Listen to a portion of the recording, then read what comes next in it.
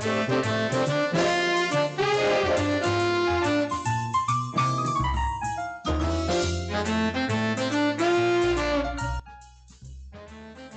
saudara-saudara, para penggemar Suyanto.id.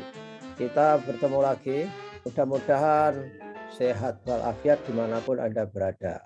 Nah, ini tetap bersama channel pendidikan Suyanto.id, sebuah channel untuk berbagi pengetahuan dan belajar sepanjang hayat. Sebelum melanjutkan melihat video, saya mengingatkan jangan lupa klik subscribe, dan ini gratis. Sehingga kalau saudara klik subscribe, maka semua video baru dari Suyanto.id akan datang ke HP dan gadget Anda melalui notifikasi sistem. Nah, kali ini kita bersama narasumber istimewa kita, yaitu Bapak Profesor Dr. Bambang Setiaji. Beliau adalah inisiator UMAM, berdirinya UMAM, Universitas Muhammadiyah Malaysia. Di samping inisiator juga sebagai Ketua BPH, Badan Pelaksana Harian UMAM, yang berada di Malaysia. Beliau dulunya adalah Rektor Universitas Muhammadiyah Surakarta, akhirnya hijrah ke Kalimantan Timur, mengelola Universitas Muhammadiyah Kalimantan Timur. Kita sapa dulu. Assalamualaikum, Prof. Bambang. Waalaikumsalam, Prof. Yanto. Semoga sehat. Amin, alhamdulillah sehat. Sekarang kabar yang paling dinanti-nantikan itu adalah sehat, karena COVID-nya semakin dekat dengan halaman rumah kita masing-masing.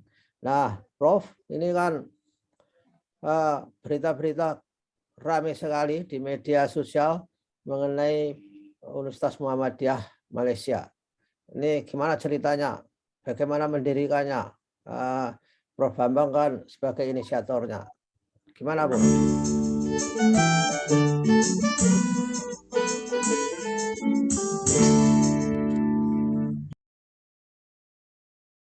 Jadi ini dimulai akhir tahun 2016. Saat itu saya masih Rektor Universitas Muhammadiyah Solo, bertemu dengan Rektor Universitas Tun Hussein On, Prof. No. Saya tanya, mungkin nggak Prof. Muhammadiyah mendirikan universitas di Malaysia? Mungkin, karena ada banyak universitas asing di Malaysia. Kemudian kami survei ke Malaysia, terutama ke Johor, disarankan oleh kementerian untuk membeli universitas yang istilahnya itu sedang tidak sehat. Going out of business. Ya, tapi kok tidak ada yang cocok, akhirnya berinisiatif untuk mendirikan baru saja. Oke, Tun Hussein On itu tadi sebagai rektor universitas ya? Iya. Itu ketemunya dalam kerangka apa, Prof? Ketemunya dalam suatu seminar, terus setelah itu kan ngomong-ngomong ya. Dia diundang akhirnya beliau pensiun dan beliau itu menjadi inisiator juga. Kemudian beliau menghimpun kurang lebih 18 profesor pensiunan semua untuk mendukung Universitas Muhammadiyah Malaysia ini. Ya. Statusnya apa ini UMAM ini? Status misalkan akreditasi. Statusnya universitas swasta baru Malaysia, bukan cabang dari Indonesia, bukan. Jadi universitas baru di Malaysia dengan nama Muhammadiyah, pemegang sahamnya itu 70% Muhammadiyah, 30% Bumi Putra Malaysia, para guru besar itu. Jadi 70% Muhammadiyah itu dalam arti PP ya, pimpinan pusat? Ya. Bukan UMS gitu? PP. Oke.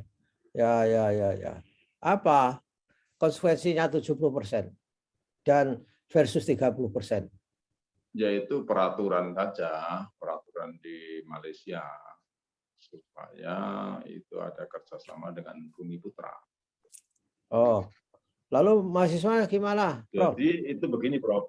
Setelah 2016, 2017 didirikan PT-nya itu. Bentuknya di sana harus PT. PT dalam arti perseroan terbatas, Ya, Mas? panjang juga perjalanan.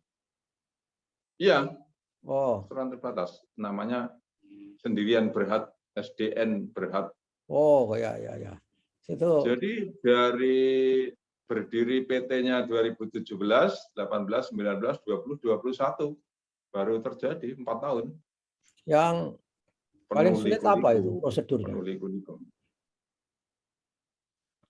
Di Malaysia itu ada dua ya, satu itu pemerintah pusat, satu kerajaan harus lolos sebagai lokasi dan disupport oleh kerajaan.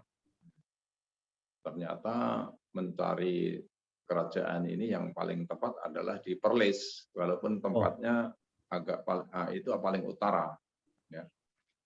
Nah, karena apa? Karena masyarakat Perlis itu sangat sesuai dengan manhajnya Muhammadiyah. Oh, ya. Ya, di Perlis. Jadi alasannya karena ideologi itu atau akseptabilitasnya. Ya, pertama itu direstui oleh raja setempat. Dalam hal ini dulu yang teramat mulia Pak Wahidudin Putra sangat antusias dan membantu sekali. Kemudian yang kedua ya mungkin semacam slot gitu, kepadatan dari universitas di sebuah negara bagian di Perlis ini masih memungkinkan. Oke. Lalu itu kami memperkuat tim IT supaya tempat yang agak jauh itu bisa diakses banyak dengan IT-nya, perpustakaannya. Ini kan by research program doktornya, dan ini university research, sehingga 18 profesor yang mendukung itu kan juga dari berbagai kota di Malaysia. Ada yang di KL, ada yang di Johor, ada yang di kota lain. Sehingga tidak Zoom ini akan menjadi backbone, ya, akan menjadi tulang punggung penyelenggaraan konsultasinya itu. Nah, guru besarnya itu bagaimana proporsinya antara Indonesia dan Malaysia? Rencananya ini kan khusus terutama program pasca, terutama doktor. Ya. Jadi satu dokter itu dibimbing 2 orang, satu profesor Malaysia, satu profesor atau dokter yang lektor kepala atau lektor yang senior itu Indonesia. Jadi misalnya ada dosen PTM yang perguruan tinggi Muhammadiyah dan Aisyah yang berminat, itu sebaiknya juga mencari pembimbing satu dari Indonesia. Oh, Nanti standarisasinya bagaimana? Standarisasinya saat lulus harus menulis jurnal di jurnal-jurnal yang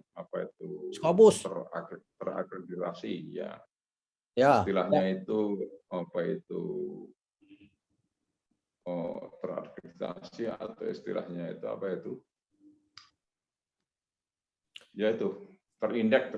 Ya, jurnal internasional berreputasi.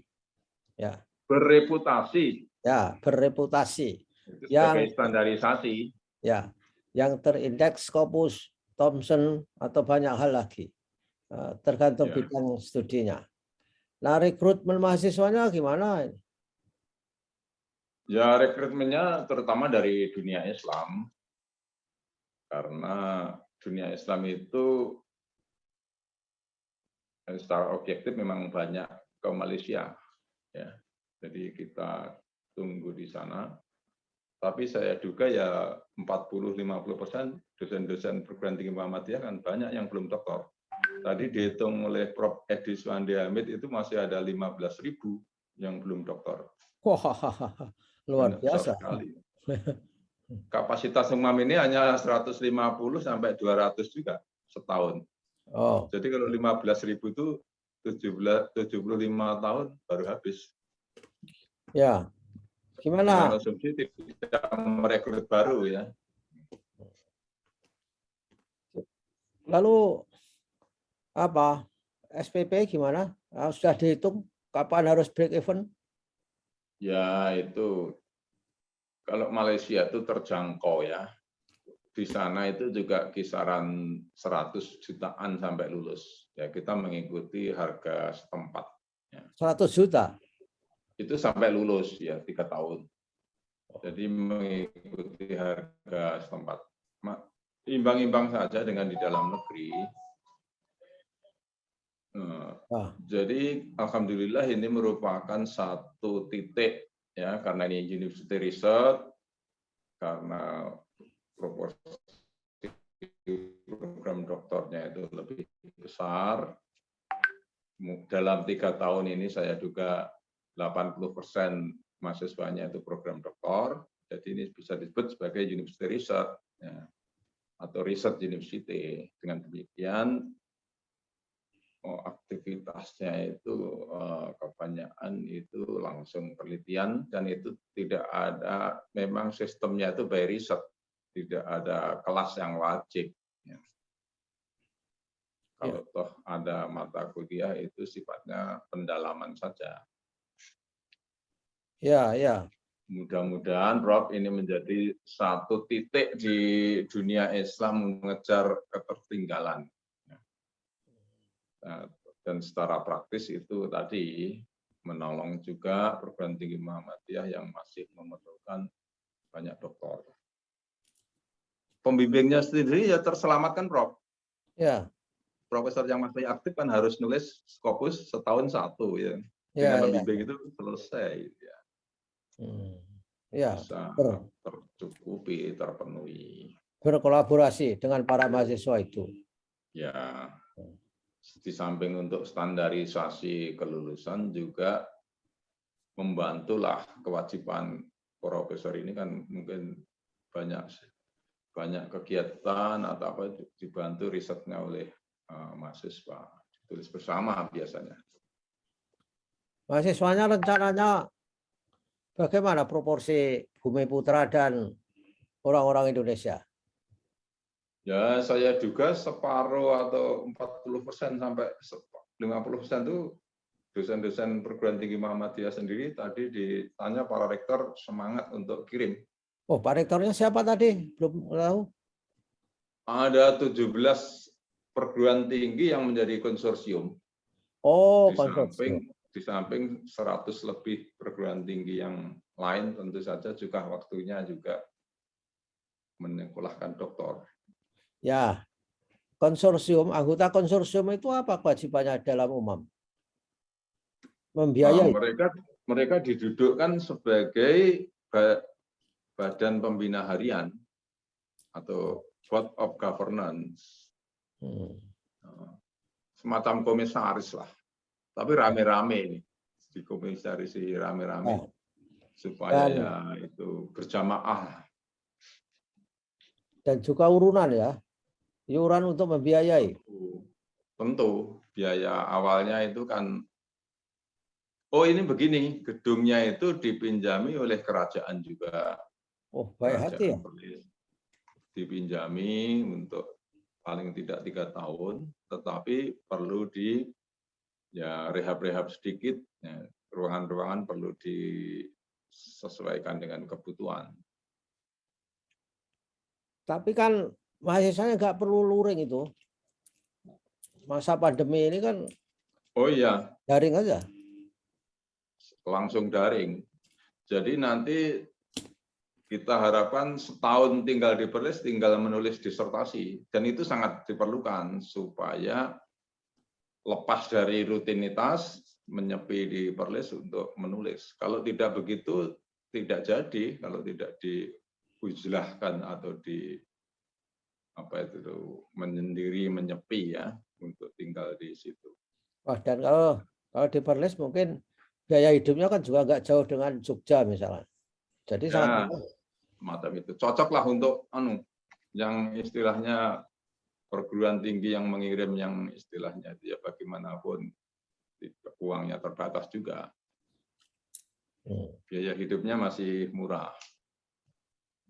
Lalu itu kan kalau di sana perguruan tinggi itu boleh melakukan ini mendapatkan profit atau non profit institution kalau perguruan tinggi swasta di Malaysia.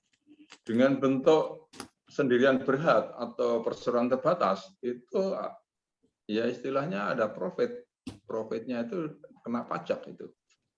Jadi harus setiap tahun membuat laporan rugi laba dan itu subjek to pajak perpajakan. Oh, jadi halo ya, karena PT maka ini merupakan profit institution, tidak profit center, tidak diharamkan untuk mencari keuntungan.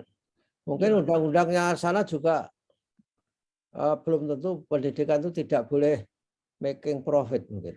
Saya nggak tahu. Ya, itu kan memang peraturan di sana dari perundang-undangan. Jadi memang Malaysia lebih berani ya. Di Indonesia kan untuk pendidikan tinggi belum boleh PT. Tapi kalau rumah sakit Indonesia PT sudah boleh, Prof. Banyak rumah sakit yang bentuk lembaganya itu PT. Iya. Yayasan boleh, PT boleh kalau di Indonesia.